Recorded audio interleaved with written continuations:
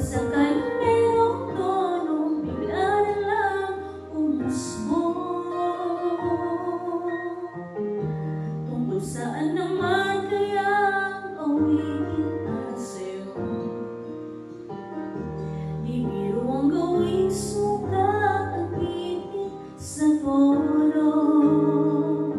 10 man ang diksyonaryo kung ang tumay hindi gusto. Basta't